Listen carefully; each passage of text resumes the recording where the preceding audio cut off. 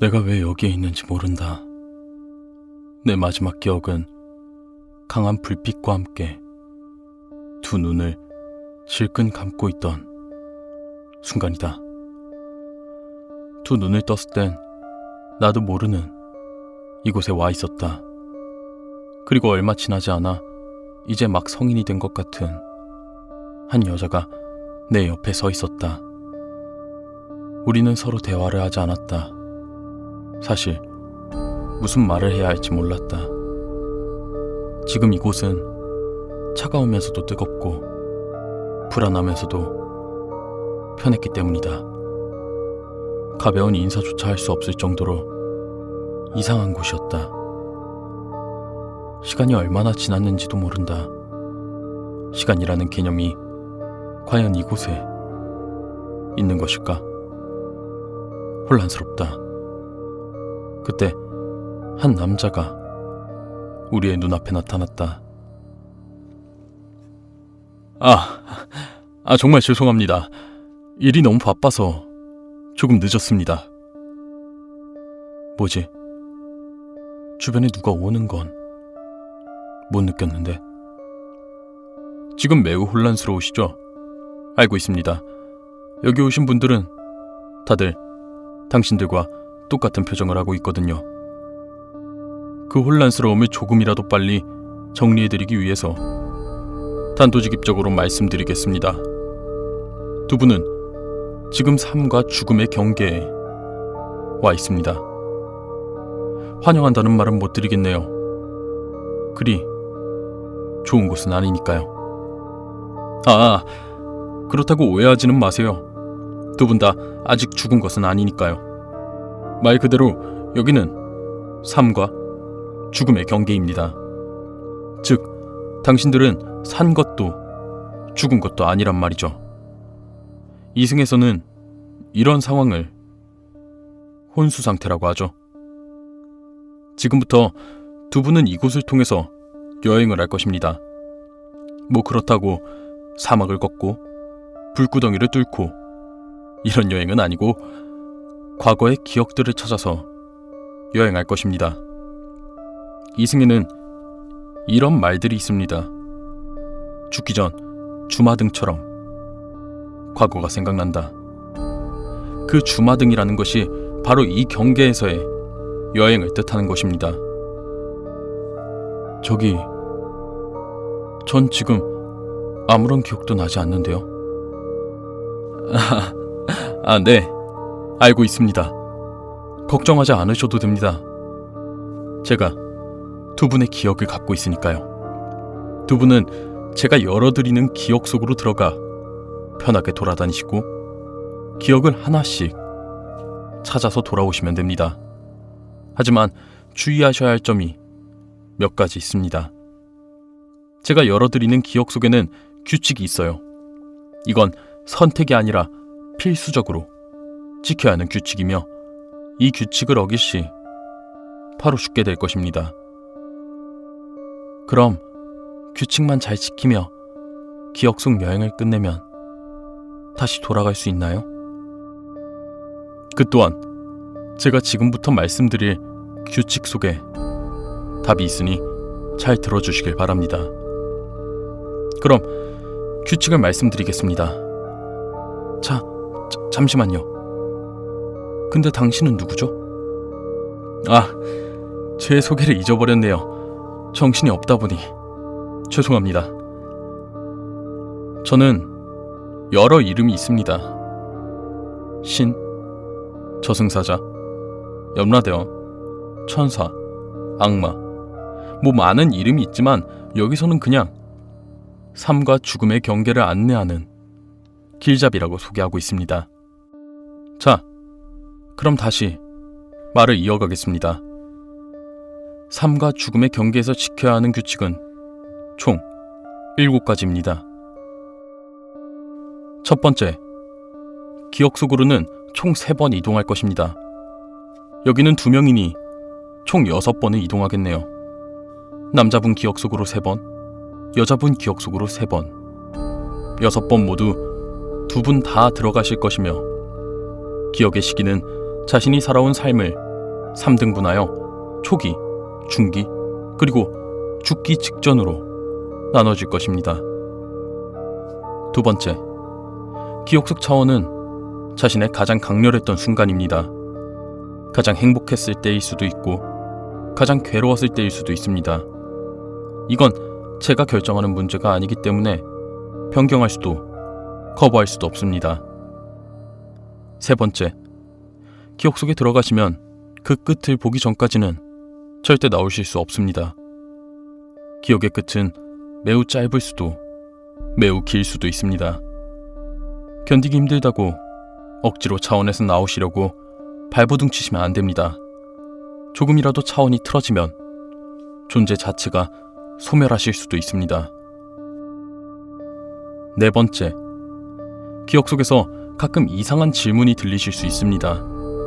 절대 대답하시거나 반응하지 마시길 바랍니다. 하지만 두 분이서 대화를 나누시는 것은 가능합니다. 다섯 번째, 기억을 훼손시키지 마시길 바랍니다. 두 분이 여행하실 기억 속은 거짓이 없습니다. 오로지 진실만 존재하는 곳입니다. 억지로 자신의 기억을 바꾸고 인정하지 않으려고 하지 말고 있는 그대로 받아들이는 것이 모두에게 좋은 선택일 것입니다.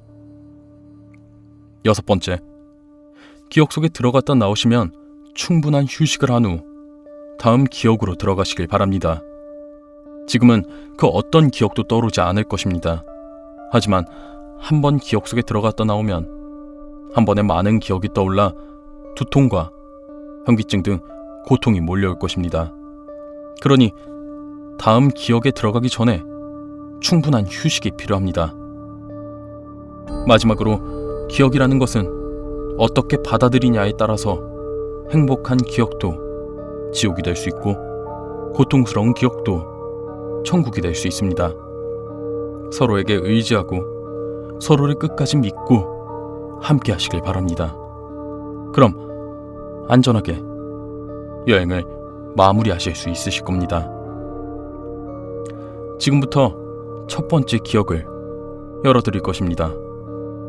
규칙이 생각나지 않으신다면 지금 두 분의 주머니에 규칙이 적힌 종이를 넣어두었으니 확인하시길 바랍니다. 저는 두 분이 기억 속에서 나올 때까지 여기서 기다릴 것이니 걱정하지 않으셔도 됩니다. 그럼 두 분 모두 원하시는 것을 이루시길 바랍니다.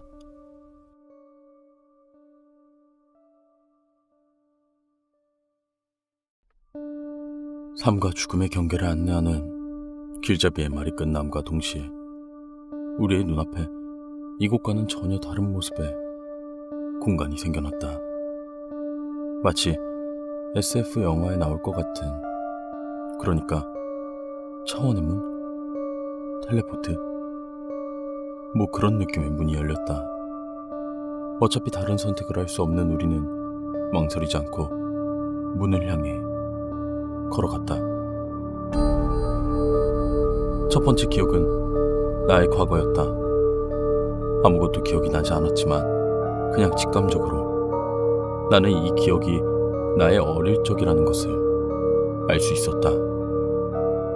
놀이터에 흙을 가지고 놀고 더럽게 놀았다며 부모님께 혼이 나고 저녁 반찬으로 고기가 나와 웃으며 입에 와구와구 음식을 집어넣고 있는 한 남자아이. 저 아이가 바로 나다. 기억은 빠르게 지나가며 내가 학생 때 나쁜 애들과 어울리며 사고를 치고 다니는 장면이 되었다. 나는 조금씩 생각나는 기억 속에 나도 모르게 눈물을 흘렸다. 처음 규칙이라는 것을 듣고 긴장했던 것과는 달리 기억 속은 너무 평온해서 푸근하게 느껴질 정도였다. 하지만 내 기억은 여기서 끝이 아니었다. 나는 그 기억을 잊고 있었다. 바로 내가 괴롭힌 한 아이의 죽음. 고등학교 3년 동안 내가 괴롭힌 아이는 학교 옥상에 유서 한 장과 신발만을 남겨두고 투신 자살하였다. 하지만 이건 내가 기억하고 싶은 대로 기억하는 것일 뿐 사실은 매우 달랐다. 그날 그 아이가 학교 옥상 난간에 서 있었고 나는 그것을 보고 있었다. 나 좀 그만 놔줘. 왜? 거기서 뛰어내리게? 그럴 용기는 있고? 더는 못 버티겠어. 더 이상은. 뛰어 병신아. 거기서 뛰면 더 이상 안 건드릴게.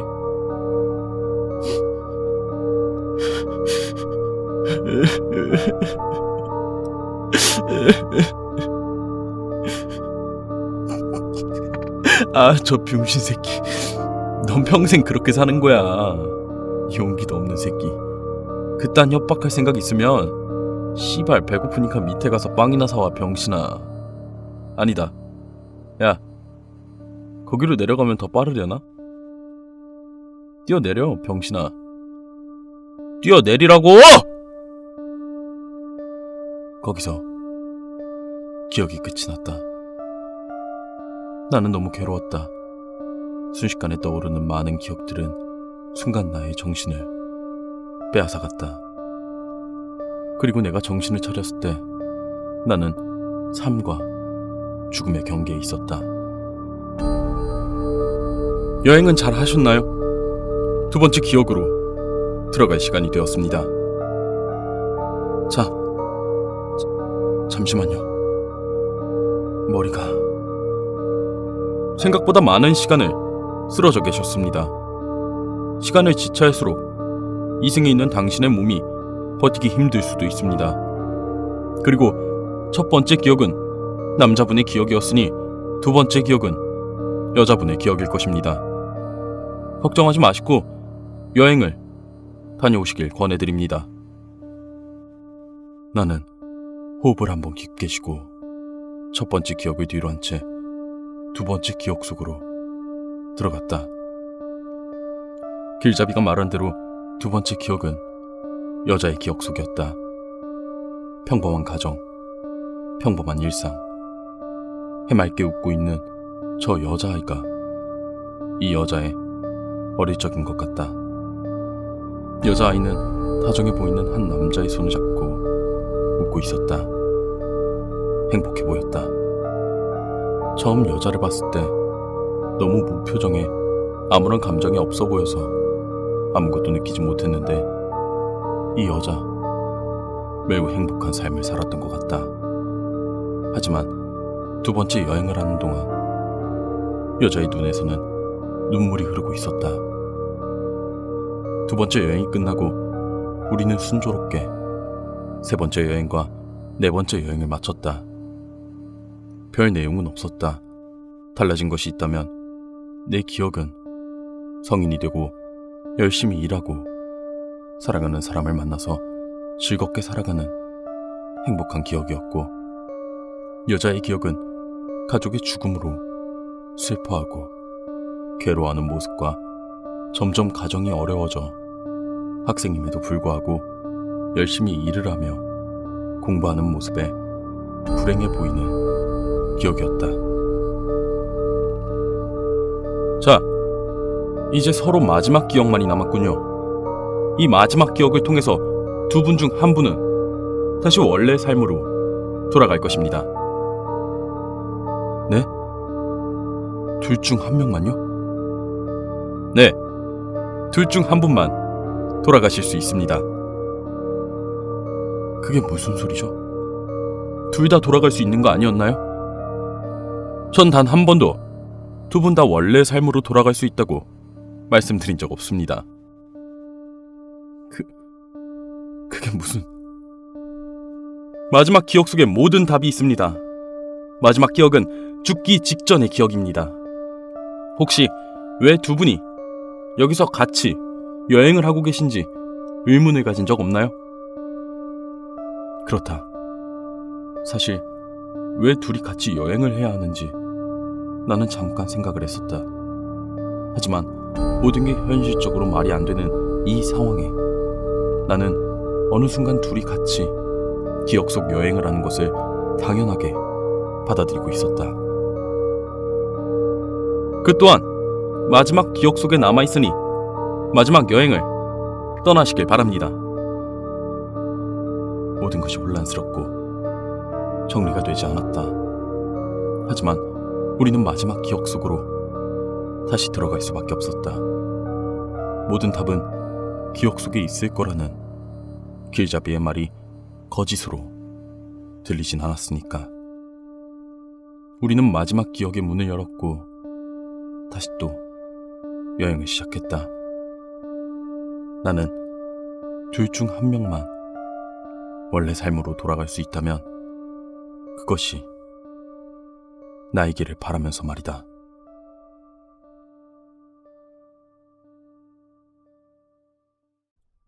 둘 중 한 명만 다시 돌아갈 수 있다면 그것이 나이길 바라면서 나는 마지막 여행을 시작했다. 아니, 마지막 기억 속으로 들어갔다. 기억의 시작은 사랑하는 사람과의 결혼 준비였다. 같이 살 집을 계약하고 그 집에 들어갈 이쁜 가구들을 골랐으며 얼마 안 남은 결혼식을 준비하기 위해 웨딩드레스와 그 옷에 어울리는 아름다운 보석, 그리고 사랑하는 여자 옆에 멋지게 서기 위해 나에게 어울리는 정장을 골랐다. 어느덧 해가 저물고 분위기 있는 레스토랑에서 저녁을 먹으며 내가 준비했던 이쁜 반지를 그녀에게 건네며 나는 프로포즈를 하였다. 그녀의 눈에서는 눈물이 흘렀고 나는 살면서 처음으로 무릎을 꿇으며 그녀에게 청혼하였다. 가녀리고 이쁜 그녀의 네 번째 손가락에 반지를 끼우며 이제는 너를 위해 살겠다며 나는 자신있게 말하였다. 그 모습을 지켜보는 나는 더욱더 살고 싶어졌다. 죽고 싶지 않았다. 빨리 돌아가 그녀를 껴안고 이제 돌아왔다고 걱정하지 말라고 말해주고 싶었다. 기억은 계속해서 지나갔고 식사를 마친 우리는 여유롭게 야경을 즐긴 후 뜨거운 시간을 보냈다. 그리고 나는 그녀를 집에 데려다주기 위해 차에 시동을 걸었다. 나는 운전을 하면서도 앞으로 그녀와 함께 한다는 생각에 웃음과 행복으로 가득 차 있었다. 그리고 나는 그녀와 계속해서 이야기를 나누었고 그녀의 얼굴을 바라보았다. 그때 도로 위의 신호가 주황색으로 변했고 늦은 시간이라 차가 없어 나는 계속 속도를 올렸다. 신호는 빨간색으로 변했지만 나는 속도를 늦추지 않았다. 순간 쿵 하는 소리와 함께 나는 핸들을 들었고 강한 불빛과 두 눈을 질끈 감았다. 둘 중 한 명만 돌아갈 수 있다면 그것이 내가 아니길 바라며 나는 마지막 여행, 아니 마지막 기억 속으로 들어갔다. 왜 내가 아니길 바랬는지 나는 모른다. 그냥 지금까지 봐왔던 기억들을 보며 나는 살고 싶다는 생각이 들지 않았다. 내 마지막 기억은 나의 두 번째 기억과 별반 다르지 않았다. 어린 나이에 가족들이 모두 죽고 나는 하루도 쉬지 않고 일을 했다. 숨만 쉬어도 나가는 돈들은 어린 나이에 감당하기 너무 힘들었다. 성인이 되면 이쁜 옷을 입고 맛있는 음식점을 돌아다니며 행복하게 살 거라는 어렸을 적 나의 생각과 현실은 너무나도 멀게 느껴졌다. 지금 내가 보고 있는 기억 속에 행복은 찾아볼 수 없었다. 새벽에 일어나 알바를 하고 알바가 끝나면 기름 냄새가 풍기는 패스트푸드점에서 감자를 튀기며 그 일이 끝나면 늦은 밤이 되었다. 퇴근을 하면 난 항상 어두운 밤에 어두운 반지하방으로 내려가 5평짜리 집 안에서 눈을 감으며 내일이 오지 않기를 바라며 잠이 들었다. 나의 바람은 항상 이루어지지 않았고 나는 또 다시 눈을 떴으며 매일 반복되는 하루를 또다시 살아갔다. 하지만 마지막 기억은 달랐다. 똑같은 하루를 보냈지만 마지막은 어두운 반지하가 아니었다. 일을 끝내고 집에 가는 길, 평상시처럼 어두운 길거리에서 빨간색 불빛이 파란색으로 변하길 기다리며 나는 서 있었다. 오늘도 지쳐있던 나는 파란색 불빛이 보이는 순간 걷기 시작했고 옆에서 빠르게 가까워지는 강한 불빛과 함께 두 눈을 질끈 감았다. 두 분 다 수고하셨습니다. 모든 여행을 마치셨군요. 이제 둘 중 한 명은 이승으로 돌아가실 것입니다. 여행을 하며 혹시 이유는 찾으셨나요? 둘 중 누가 이승으로 돌아갈지 알아내셨나요? 우리는 대답을 하지 못했다. 걱정하지 않으셔도 됩니다. 제 질문에 답을 하지 못하더라도 둘 중 한 분은 이 세계의 법칙에 따라 돌아가실 겁니다. 그리고 이번 여행에서 알지 못했던 것도 언젠가 알 수 있는 날이 찾아올 것입니다. 그날이 빠르게 찾아올지 오랜 시간 뒤에 찾아올지는 아무도 모르지만요. 자, 그럼 두 분 다 눈을 감아주시길 바랍니다. 이제 제가 셋을 세면 둘 중 한 분은 이승으로, 그리고 나머지 한 분은 제 손을 잡고 있을 것입니다. 두 분 모두 수고하셨습니다. 하나, 둘, 셋.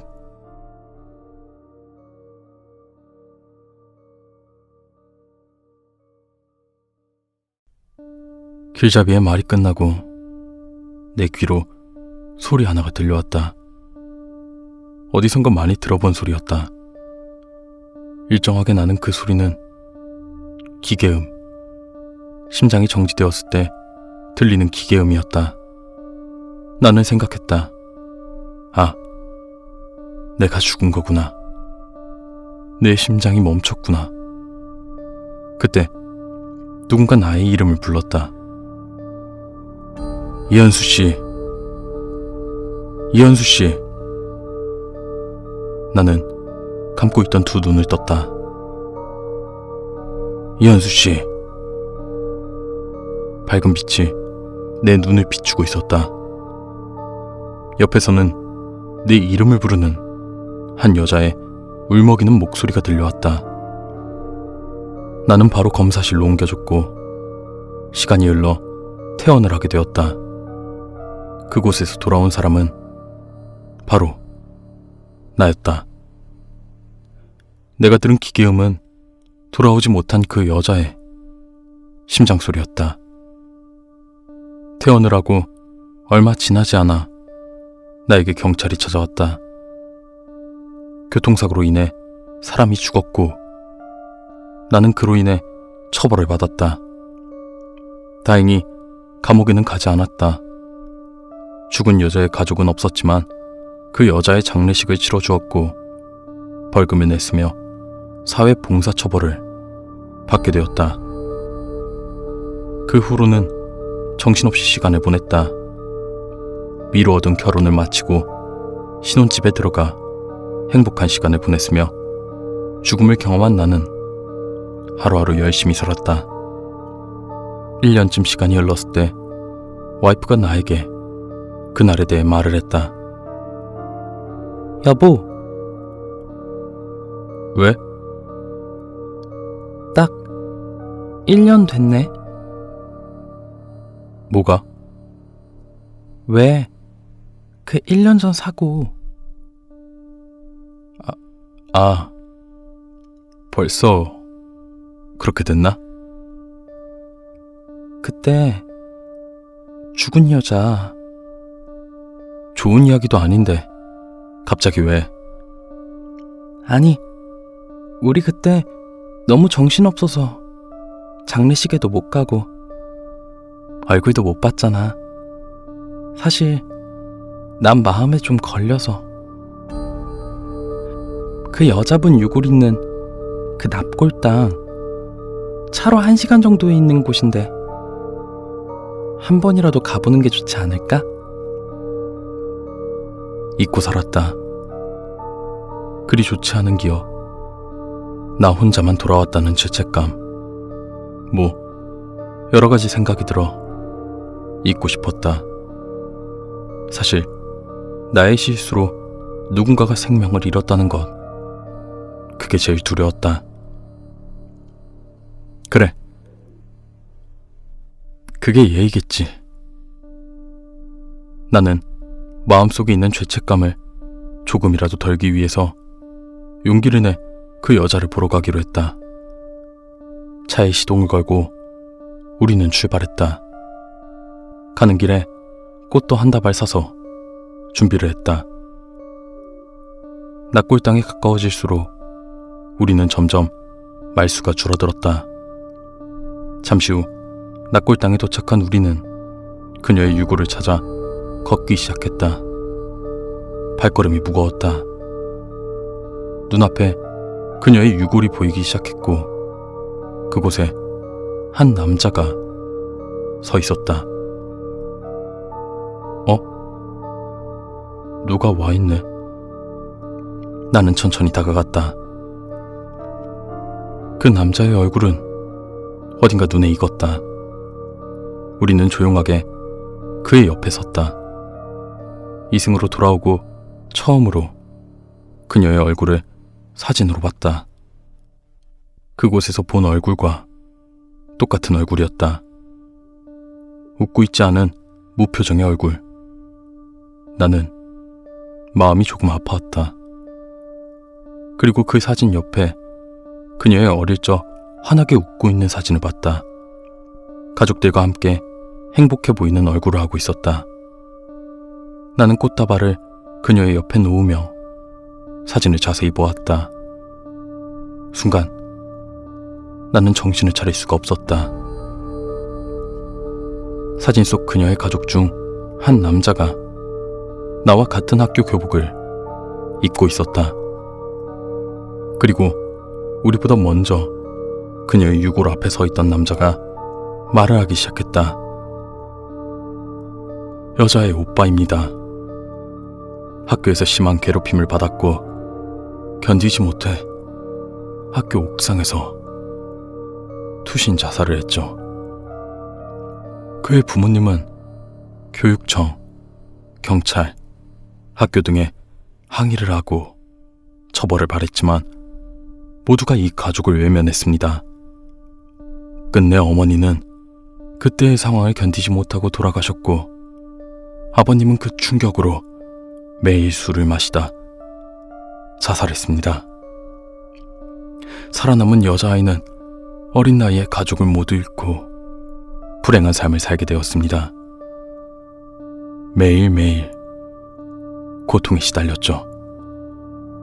남자는 나의 어깨에 가볍게 손을 올린 뒤 소근거리는 목소리로 나에게 말했다. 이제 같이 여행을 다닌 이유를 아셨습니까? 그녀는 여행을 하며 단 한 번도 당신이 죽고 자신이 살기를 바라지 않았습니다. 이 말을 끝으로 남자는 천천히 납골 땅을 나섰다. 힘들었겠다, 이 여자. 여자의 오빠를 괴롭힌 놈만 없었으면 행복하게 살 수 있었을 텐데. 분명 그놈은 천벌받을 거야. 나다. 그녀의 오빠를 죽인 범인. 천벌을 받게 될 놈. 그게 바로 나였다. 내가 그녀의 가족을 죽였고 끝내 그녀까지 죽게 만들었다. 죄책감이 몰려왔다. 과거의 내 자신이 너무 원망스러웠고 삶과 죽음의 경계에서 나만 살겠다고 생각한 이기적인 내가 너무 원망스러웠다. 시간이 흘러도 나는 죄책감 속에서 헤어나오질 못했다. 내 정신은 점점 피폐해졌고 매일 밤 학창시절 내 눈앞에서 투신자살을 하는 그 아이의 모습이 꿈속에 나왔다. 그래서 나는 지금 그 사건이 있던 학교 옥상에 서 있다. 유서 한 장과 신발만을 남겨둔 채. 사람의 인연에 우연이란 없다. 자신이 저지른 죄를 피할 수도 없다. 언젠가 자신에게 모든 것이 되돌아올 것이다. 그 순간이 빠르게 찾아올지 아주 천천히 찾아올지 그건 누구도 모른다. 하지만 언젠가는 모든 것을 스스로 감당해야 할 때가 온다. 지금의 나처럼.